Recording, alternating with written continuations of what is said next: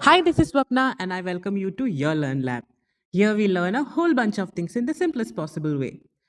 As you watch, make sure you like and share the learning too. Don't forget to hit the bell button and subscribe for more. In our last two videos, we studied how to make a frequency distribution table and how to calculate arithmetic mean when frequencies are given. Today, we'll see what to do if we have a large set of data with many different x values. Writing each value can be very difficult. I'm going to tell you how to organize your data into groups and make it all easy. Let us look at an example. Create a frequency distribution table for the data given below. And you have a bunch of number here starting from 12 and ending at 38. If I ask you to make a frequency table here, you will have a big table with lots of rows. Even if I try, it will not fit into my screen. So, instead of listing each x value, I am going to group them into ranges like 0 to 10, 10 to 20, or 0 to 5, 5 to 10, 10 to 15, or 0 to 100. Such range of values used to group data is called a class interval. And each class interval, let's say 10 to 20, represents all the numbers that fall within this range. For example, if you look at this question, your first three values 12, 15, and 18, all of these fall within this range of 10 to 20. So now you understand how class intervals are going to make the data easier to arrange. First, let me tell you how to decide what class interval to use. Should we use 0 to 10, 10 to 20, so on? Or should we use 0 to 5, 5 to 10, 10 to 15, so on? Or should we use directly 0 to 100 and 100 to 200? Let me break this down into very simple steps. So the first step, we have to find the smallest and largest value. The smallest value here is 12 and the largest value here is 38. Step 2, we have to find the difference between the highest and the lowest value in our data set. And this difference is called range. So range is equal to largest value minus the smallest value, which is 38 minus 12, that is 26. Step 3, we have to decide number of groups we want. We usually divide data into 5 to 10 groups, depending upon the size of the data. But here, let's take 3 groups to keep it simple. Step 4 is to find the class width. What is class width? It is the size of the class interval that we want to use. So class width is calculated using the formula range divided by number of groups. So we have 26 divided by 3, which is 8.66. And the last step, we round this number to the nearest convenient whole number. And so I'm going to round off 8.66 to 10. This means the size of our class interval is going to be 10. Next question is where to start the class interval from. We start the class interval from a value that is equal to or slightly less than the smallest value in the data.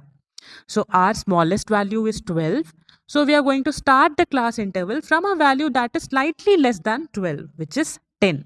So we start from 10, which means our first class interval will start from 10. And we know that the class width is also 10. So the upper limit of this class interval would be lower limit plus class width. That is 10 plus 10, 20. So our first class interval is going to be 10 to 20. Next interval will start from 20 to 20 plus 10, 30. And since we chose only 3 classes, our last class would be 30 to 40.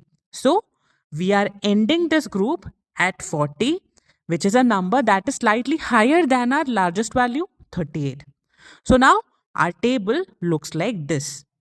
Look at this. This is much smaller than the table we would have got if we wrote each value separately. Next, you have to look at each of the number in our data and then put a tally against the group in which it belongs. For example, the first number 12, it belongs to the first class 10 to 20. So you put a tally here. The second number also belongs to this group. You put a tally here. In this way, you have to keep checking the number and add tally against the group and then count each of the tally and write the frequency. This is something that we have already studied, right? So you can try this on your own. Oh, yes, one thing. When you reach this number 30, you will definitely have a doubt as to where to put this number. Does 30 go here where it is an upper limit, or does 30 go in this class where it is a lower limit? So here the answer is 30 will always go in the class where it is the lower limit. Rule here is that lower limit is always included. So you will not add 30 in the class where it is the upper limit. Always add 30 in the class where it is the lower limit. So if there is 10, 10 would be going into this group. If there is 20, 20 would go into this group. So now you can pause this video and find the frequencies and then come back and match with my table. So this is my table. Does yours also look like this? If yes, good job. Let's look at one more question. Create a grouped frequency distribution table for the following data. And you have another bunch of numbers here. Let's do the step by step. Step 1, find the smallest and the largest value. Our smallest value here is 5 and the largest value here is 30. Step 2, find range. Range is the difference between largest value and the smallest value. So that is 30 minus 5, 25. Step 3, decide the number of groups you want. I want 4 groups. Step 4, find the class width. Class width is range divided by number of groups. That is 25 divided by 4, which is 6.25. Step 5, round it off to the nearest convenient whole number. And I am going to round it off to 10 because I like 10 more. Now, where do we start our class interval from?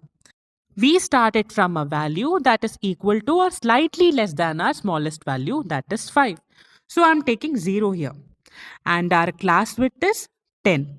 So our first interval is going to be 0 to the upper limit would be smaller limit plus the class width, which is 0 plus 10. So 10.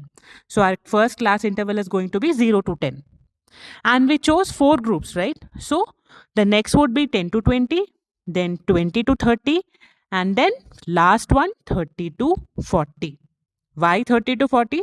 Because the number 30 that we have, which is our largest value, will fall in this group because 30 is the lower limit here. So now you have your table, you have all the x values in classes, right? Now you know the drill. You look at each of the number and see in which class it belongs to and put a tally mark accordingly. Count and make the frequency table. This part you can again do your own and then come back and check if your table matches with mine. And here, this is the table that I got. Wasn't this easy now? In the next video, we will learn how to calculate arithmetic mean when group data is given step by step. Thanks for watching. If you have not already, make sure you subscribe to my videos. Hit the like button to let me know whether you understood everything or not. Our comment section is open for you to ask any doubts or for any interactions. Happy learning!